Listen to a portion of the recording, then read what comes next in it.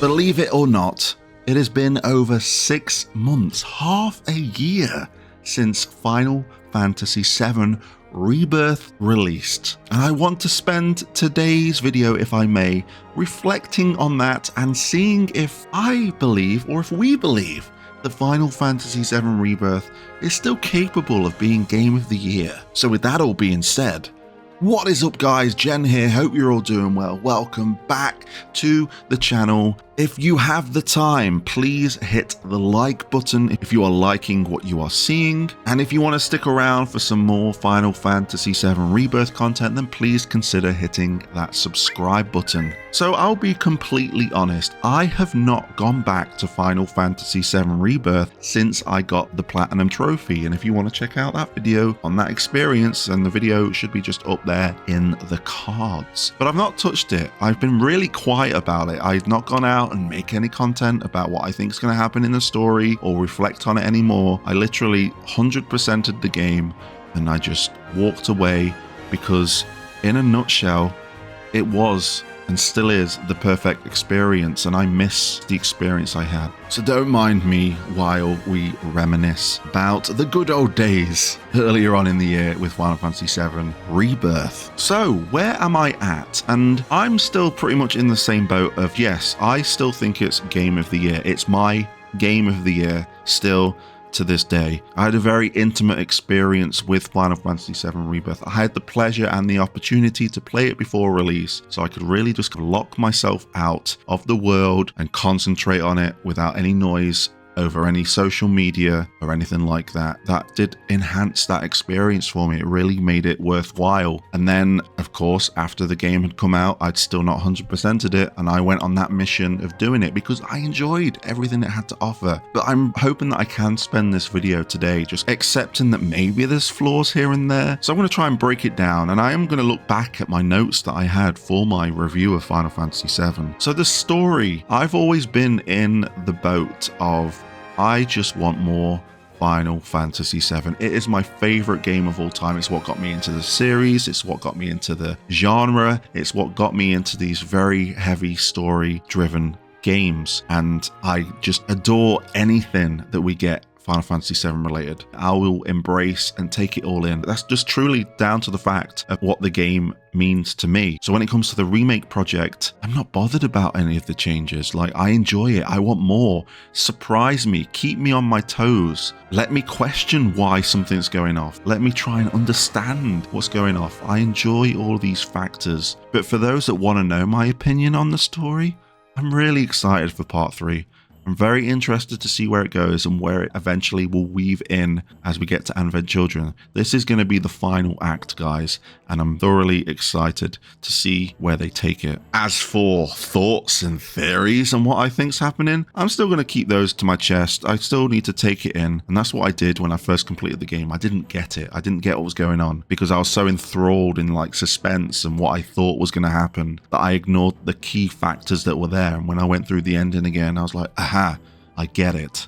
I get it now. And I've watched other people's reactions to the endings and thoughts on the endings. And there's some people I agree with. There's some people I disagree with. There's some people I kind of get, and there's some people I don't get at all. And that's okay. That creates discussion. It keeps us going until we get that third part. But again, for me, I'm all right with where things are. Keeping on the subject of story, I want to briefly talk about the characters. I think this is the best depiction of the characters of Final Fantasy VII that we've got, and that includes the side characters as well. There's so many layers, and I believe there's so many more layers to come in the third title, that these are truly going to be the best ways to experience these characters, and it adds to the overall experience for me. I think where Final Fantasy VII Rebirth truly shines is just its presentation.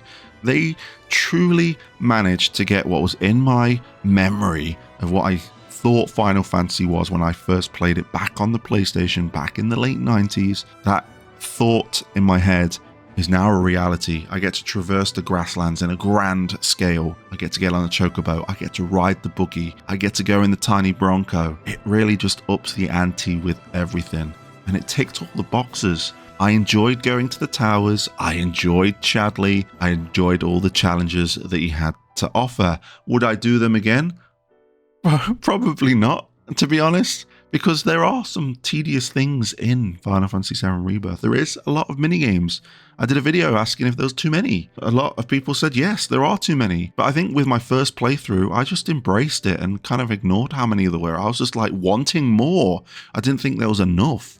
But now when I reflect in retrospect, maybe there's too many. Maybe we need to hammer it down a bit. Maybe we don't need to weave so many into the main progression of the game. But again, just seeing this game I'm in love with on this scale is incredible. Something else that is incredible is the combat, the evolution from Remake. Remake made a fantastic hybrid of the systems that we all know and love, taking bits and bobs from different games. The stagger system, a turn-based system if we wanted it, an ATB system that really works in an action-based setting, but they just took it to the next level, adding synergies, more characters, more abilities to play around with, more materia to play around with. I think the combat to this day is the best RPG combat I have ever experienced. And I will die on that hill. There's so much flexibility with it. It can get tough doing the outer worlds, trying to do the missions with Zack and do the missions with Sephiroth. You need to know that system in and out. Yes, there are guides out there now that have broken it to a mess so you can beat it within 2 minutes. But I had an exhilarating time beating it 45 minutes and doing it all by myself. Learning the systems, not breaking them completely, but learning those systems and having fun with it.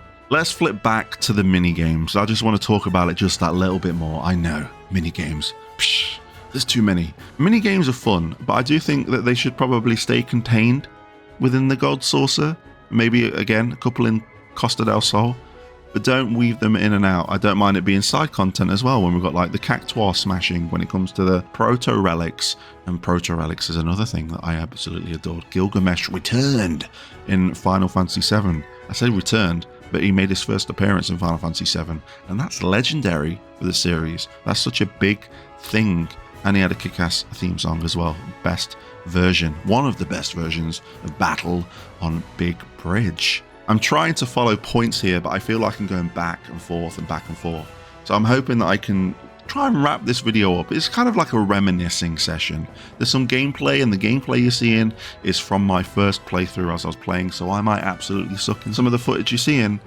But again, that's when I had this best experience. Do I want to go back and play through Rebirth again? I do. I think I'm probably going to leave it till next year. Give me another 6 months and I might do a playthrough and then do another video on thoughts again. And then maybe we can start weaving in some thoughts and theories and how we feel about this, in my mind, great project that is the Final Fantasy VII Remake project. Last thing I want to touch on, music. That's something that we can surely all agree on. I'm just waiting for that OST Plus because there's some tracks that were omitted from the OST that I wish was there. So bring it on, bring it to me. I want to listen to more. The Final Fantasy VII Rebirth, I still think is Game of the Year 2024, and it's still one of my favorite games of all time, as well as my Game of the Year. But I'm more interested to hear your thoughts and opinions on it. Again, apologies that I've gone back and forth between points, but I hope you've been able to follow it, chill out with me, reflect, reminisce, and I'm hoping that you can return the favor and drop some comments in the comment section down below. Thank you for your time, and until next time, I'll catch you on the flip side.